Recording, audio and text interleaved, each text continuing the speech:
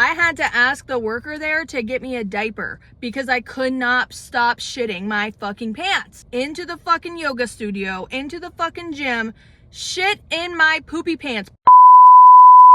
Let's get Taco Bell and talk about how I became a drug addict. Hi, could I just get a chicken cantina bowl, a diet Mountain Dew, and fire sauce, please? Would you like to round up 48 cents to support our scholarship foundation? No, thank you. 1252 is your total. Please drive forward to the window. Thank you.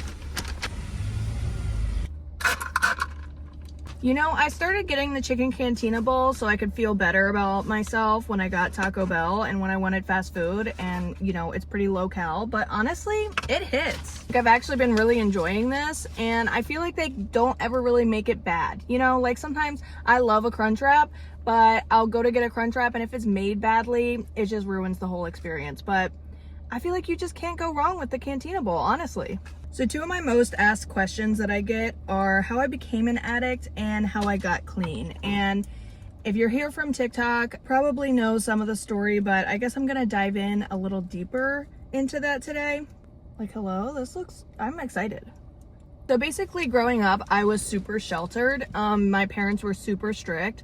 So once I got to high school and they got divorced and I got like a little bit more freedom, I just went buck wild. Like, I was pretty much allowed to do whatever I wanted. I feel like I missed a lot of those years where my friends were going out and partying and stuff.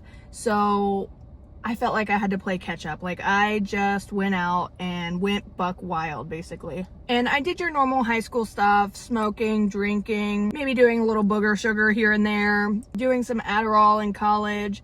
I told myself I needed it to study, but then I would literally take it and do anything else but study. Like, I would call my friend and talk to her for an hour on the phone and tell her how much I love her. Like, just stupid shit, right? And then I got really into the festival scene, specifically the EDM festival scene, which if you know, you know. Like, you go, you pop a bunch of Molly, you do a bunch of ketamine, you do a bunch of coke. So just like it's like the party era ramped up because you're doing a lot harder stuff. But again, it didn't really seem abnormal, especially like everyone in the EDM community was doing that. Everyone at festivals was doing that. So again, I was just like having fun. I want to say the first drug that I really had an issue with was probably Adderall. Like, that was probably the one that started my downhill spiral because I would take so much of it and just drink all night and stay up for days and days and days. Again, just being like, yeah, party. But it was no longer like a high school party. Like, I was going over to like my friend and her boyfriend's apartment and we would just trash it. It was not party, it was a bender, okay? And I just thought to myself, like, yeah, we're just partying, but it was like just us three, not a party. We're just kind of being grimy. Like, and then eventually I got introduced to opiates, blues, Percocets, whatever you want to call them. I want to say it was my same friend that I would do Adderall with a lot that eventually introduced me to it. I think I knew she was doing it. Of course, I wanted to be a part of the club. Like, anytime I knew that anyone was doing something and I didn't have some, I was like going out of my way. Like, I was like, I won't rest until I have whatever you're having. And looking back now, I realized that was the addict in me, like just like itching for something more. Like, I just wanted to try anything and everything. If other people were doing something that I wasn't a part of, I was jealous. Like, I would literally get like mad and irritated if you weren't sharing with me.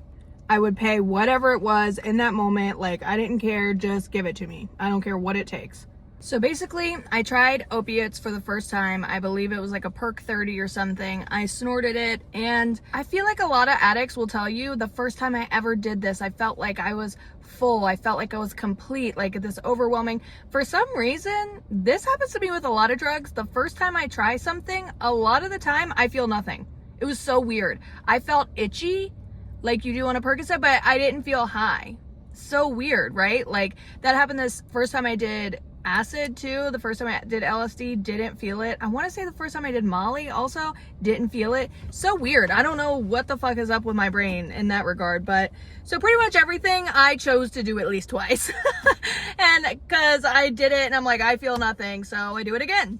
Yeah, every once in a while I think I would do them here and there after that. And then I got with a guy who I think he pretty consistently did pills, and I was already kind of like dabbling in them. So once I got with him, that just kind of snowballed. And I also knew that he sometimes would do, or sometimes at least knew where to get heroin. It's basically fentanyl. I always say heroin because that's just what we called it, but we all know that everything on the street is going to be fentanyl, right? It's never going to be actual heroin. That's almost, I remember I did find actual heroin once, and I was like, wow, this is like actual heroin. Like you could tell it was like a huge difference, but that was rare, like rare, bitch. You never find actual heroin. But anyway, so hello, I'm making a video here, fucking airplane.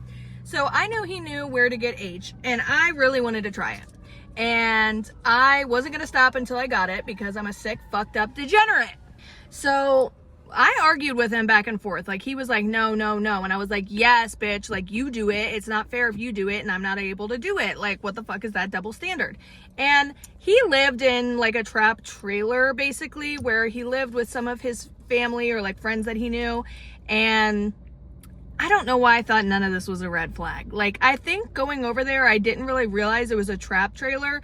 And just over time, I started to realize, oh, people come here for drugs. There's multiple people living here that probably don't pay rent. They're just whatever.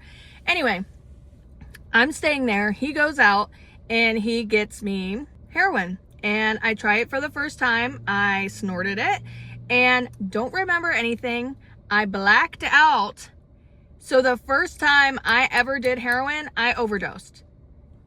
And I still kept doing it, bitch. Like, I still kept doing it. I remember doing it, and then I don't remember much after that. Except I woke up. My eyesight sucks. I have contacts in right now, but I wore glasses at the time. My glasses were knocked off my face, and I couldn't see literally anything. I could just hear people saying, Leah, Leah, Leah, wake up, Leah, wake up. I'm like, what the fuck is going on? I sit up. I feel worse than I've ever felt in my entire life because they gave me Narcan and it sends you into precipitated withdrawals. So I am shaking. I'm sweating. I'm about to puke. I'm like, guys, I'm going to puke. Guys, I'm going to puke. Guys, I'm going to puke.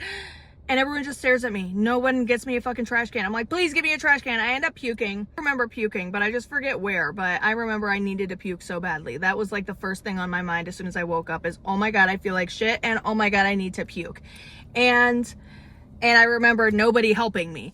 But basically, I put my glasses back on and I see one of the EMTs, the girl who saved my life while I was dead on the floor, overdosing, seconds away from forever death, was a girl I went to high school with. She saved my fucking life. This random ass girl. And like, love her for that, but she was like not really a friend, just like an acquaintance. Like, I had been going to school with her, I think since elementary school. So I'd known her my whole life, and I live in a small ass town. So if you go to school with someone, like, you know them, like everyone knows them. Everyone knows each other, right? The school's not that big. So acquaintances. I never had an issue with her. I think we were friends in elementary school, actually, because our last names were close together. But anyway, I'm like, how fucking embarrassing. This is fucking humiliating. Actually, in the moment, I didn't feel humiliated at all. I just felt awful and I wanted to feel better. That's about the extent of my brain. And also, my mom cannot find out about this. That was another thought running through my head. Like, oh my God, my mom's gonna beat my fucking ass. And my dad might actually slit my throat in my sleep. Like, for real, I cannot. Remember, I have strict ass parents, okay? So this would just not fly. Like, I just could not let them know that I fucking overdosed in the trap trailer. Like, I just couldn't. I was like, my mom cannot find out about this. So the police and the EMTs start questioning me. What did you take? What did you take? You overdosed. What did you take? I'm like, I think just like a perk 10. Bitch, nobody's gonna be overdosing on a perk 10. Like, that was obviously such a fucking lie. Also, a perk 10, why not say a 30? Like, that's more believable than a perk 10. I was just trying to make it seem like I was as innocent as possible. Like, just a little perk 10. Like, hey bitch, snorting any drugs is not good. Like, you're not making yourself look any more like innocent or like a little girl. I'm just a little girl who does perk 10s. Bitch, like, shut up. Whether you're doing perk 10s or perk 30s, it just still means you're a degenerate, okay? Jesus. But anyway, they probably obviously do not believe me, but they leave me alone. They want me to go to the hospital so that way I don't overdose again. But of course I'm like, fuck no. Like, just anything to make this over with and hope my mom doesn't find out, right? So they leave. I'm puking. I'm sweating. I'm feeling like shit. I'm literally curled up in a ball under the toilet in the fucking trap trailer, just like feeling so bad. So bad. And we went and got more heroin because I was just like to my boyfriend, like I was like, hey, I feel awful. Like I hope someone shoots me in the head. Like please either kill me now or get me more heroin. Like please. We went out and got more heroin. And once you try heroin and how cheap it is compared to Perk 30s, you pretty much don't go back to Perk 30s unless that's the only thing around. You're very desperate because it's so much cheaper. You know, when you're a drug addict, you're running on little funds like all the time basically. And yeah, so that's what started my like heroin spiral. And of course I had years and years, maybe I'll get into that another day about just a day in my life as an addict in the middle of the story where everything was, my problem is with that, I might have to like sit down and take notes about my life as an addict because my memory is so fucked from that time. Like I don't remember anything. Like I'm sure I was a terrible, terrible human, but like I kind of don't remember a lot of the shitty things I did because I was so fucked up out of my mind. Like it's crazy. But anyway, on to part 2, how I got clean. So we have no other than my beautiful mother to thank for this. You know, towards the end of most addictions, before you decide or your family decides it's time for an intervention and you need to go the fuck to rehab, things are probably spiraling out a little bit. Like things are probably getting a little bit crazy. I think me and my mom had conversations before. Like at one point she had sent me to a Suboxone clinic so I could get on that.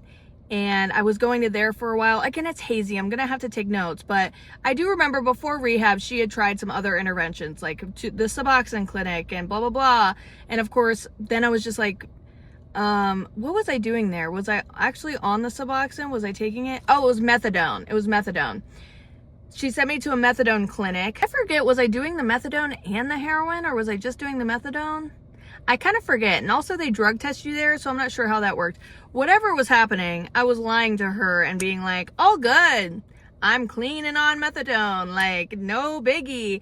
But in reality, things were just spiraling even harder. Eventually I lost my job because I got so fucked up that I forgot that I had to work. Like I didn't know what day it was. That's how fucked up I was, and didn't go into work because I thought it was all one day. Like let's say I had a Monday off. I also didn't go in on a Tuesday, which I did have to work, because I thought it was all one day. Because that's how fucked up, like I literally did not know what day it was. That's how fucked up I was. So anyway, lost my job, which that was on thin ice for a while too, because when I worked there, I worked at a hospital cleaning OR rooms, and while I worked there, I would steal used fentanyl bottles and do them, which is just so disgusting, honestly. And I think that was coming around soon anyway, because I'm pretty sure my coworker had told on me. So anyway, whether I missed work or not, they were coming for my ass. Like it's probably a good thing they just fired me, because I might have gotten arrested. Also, by this time, I think I had been arrested once and let out. I'm gonna have to make a timeline for you guys. But anyway, how I got into rehab was I was going back and forth from Virginia to Baltimore, Maryland every single day, sometimes every 2 days, to get drugs, sell them to people I knew, do them myself, obviously. So one day I was on my way back from Baltimore, Maryland. I think I'd gotten in trouble with the police down there at this time too, but I kind of forget. But my mom texts me, super inconspicuous. Like she's acting like she's not mad at all and like nothing big is going on. And she's like, hey, you want to meet up for dinner? Or lunch. You want to meet up for lunch? You and your boyfriend meet up for lunch with me and my best friend, because her best friend was in town. And I'm like, sure, free food. Aight. So like, sure, free meal. So I meet her. We have lunch, I'm pretty sure. And or did we have lunch? I don't know. I'm so sorry, guys. I gotta make notes. But she says, hey, where are your keys? And I just hold them up. She's acting so chill about it. And also I'm fucked up. So I'm like, just stupid. And I hold up the keys and my mom takes them from me and she's like, your boyfriend is gonna go with her best friend and he's gonna drop him off somewhere and you're coming with me. You're going to rehab in a couple days. You have a spot set up. You're coming home just to basically cold turkey withdrawal at her house before I go into rehab. I'm like, oh my fucking God, fuck my life, you know, whatever. My mom lives in the middle of bumfuck nowhere, West Virginia, okay? Even if I wanted to escape, there's nowhere to escape to. I would have to walk like 40 fucking miles to go anywhere. I think she took my phone, I was just like trapped there, having to withdraw. And I realized her best friend was in town, so her best friend could watch over me while my mom went to work. So I wouldn't be like killing myself or leaving or escaping. So I had a babysitter the whole time, which bless up to her too. My mom's best friend, Melissa. Love you, mom. You guys saved me. I was just dying in my mom's house, puking, shitting, the whole nine, feeling like I wanted to crawl out of my skin. So finally the rehab day comes. On the way to rehab, all I remember is sitting in my mom's car. She's driving me and I have the seat all the way back laying there. And I played that song. You guys know the one, it's like 1-800. It's like the suicide hotline number. And it's like, wait, how's it go? Hold on. Okay, I had to look it up. I remember it's the I Don't Wanna Be Alive by Logic. I don't wanna be alive. I just wanna die. I just wanna die. I've been on the low. I feel out of my mind. That one. I played that in my mom's Bluetooth. Like, I was like, give me the aux, bitch. I know what song I want to listen to. I just wanna die. I just wanna die. Like, what the fuck? Also, I was in there. Withdrawing makes you sneeze, like sneeze over and over and over and over and over, like a sneezing attack. So I was just playing this, fucking blasting the music, laying down, just going, achoo, achoo, achoo, just over and over. And, well, I just want to die, achoo, ah. Like, my mom was probably like, like, what the fuck have I gotten myself into? Like, she was probably like, oh my God, I should have never had this kid. Is it too late to abort her? Because what the fuck is my life?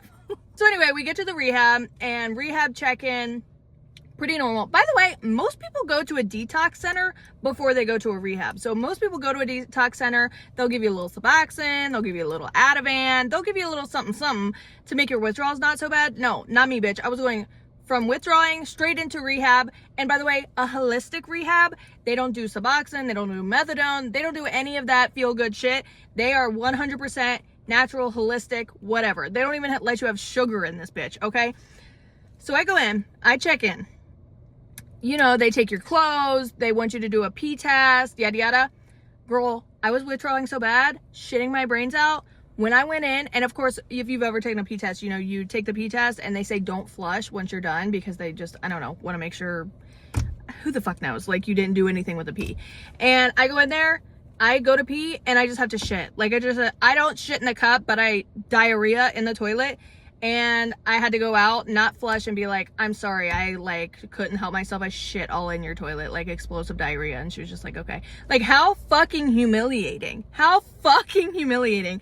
So anyway, they kept telling me, once we get you through your intake and everything and yada, yada, yada, we have something that'll make you feel better. We'll have something that'll make you feel so much better, blah, blah, blah. I'm like, all right, whatever, like whatever it is, give it to me. Also, I didn't realize at this point it was like a holistic rehab.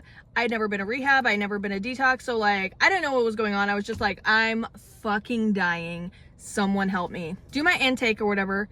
What they had to make me feel better was an IV bag. And this is pretty cool. This rehab, holistic, whatever, they would make these IV bags like, you know, you get at like med spa or something the day after drinking.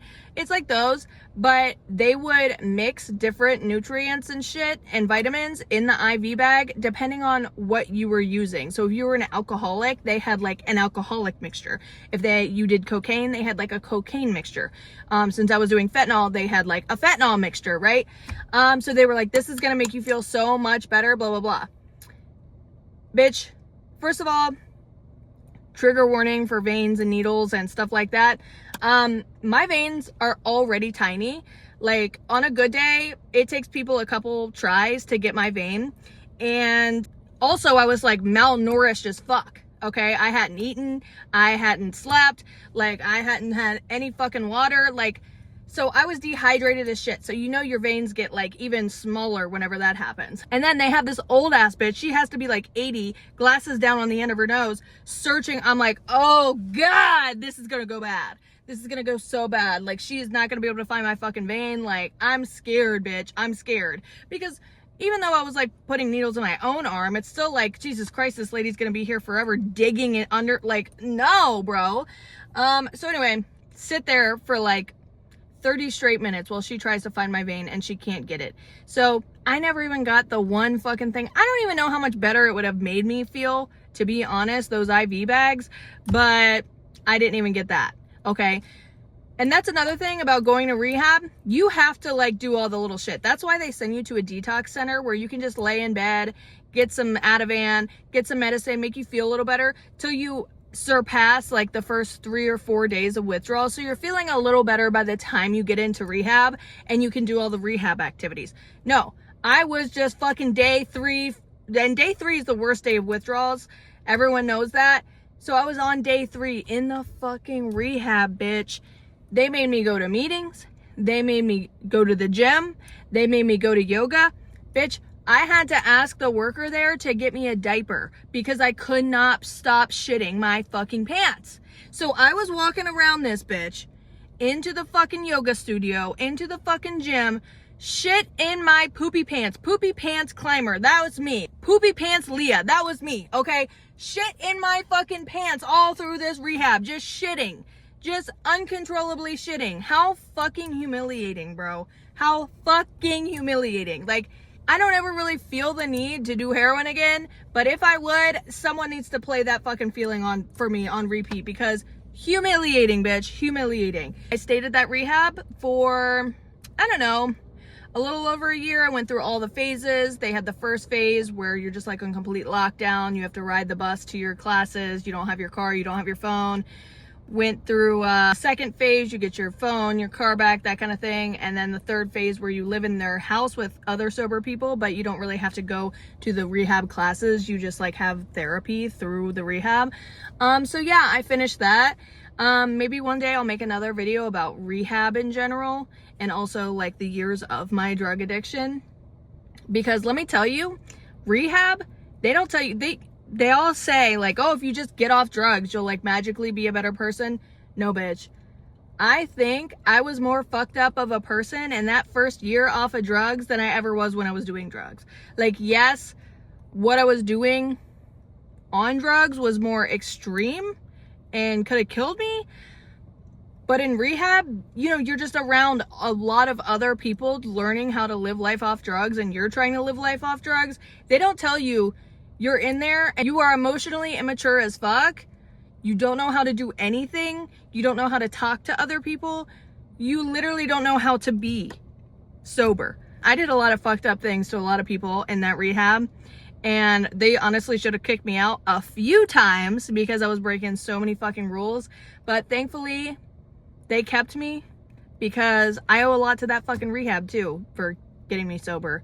I would not have been able to do it without them telling me I could stay, even though I was breaking fucking rules, and letting me stay longer than they really should have even. And yeah, I owe a lot to them too, and the therapist there. But yeah, maybe one day I'll do another video on different rehab stories about how I was a shitty person in rehab and my life during addiction, what that looked like. But yeah, so that is how I got into drugs and how I got clean. Oh, AA meetings too. They would maybe bring me to AA meetings and I was shitting in the fucking AA meetings. Yeah, that was fucked up. That was fucked up. But anyway, that's my story time for today, guys. If you're watching, thank you. Love you so much. For my girlies here from TikTok, thank you for transferring over and following here. It means a lot to me. This is completely new territory for me over here on YouTube. Like, I genuinely have no idea what the fuck I'm doing. I don't even watch YouTube. So like, if you have any ideas of what kind of videos you want me to do, I guess. I don't know, bitch. I don't know. This is all new for me. So I just figure I'd set up the camera and start fucking yapping first. Cause that's what I'm good at. Hope everyone has a good day. Love you guys. Thanks for watching.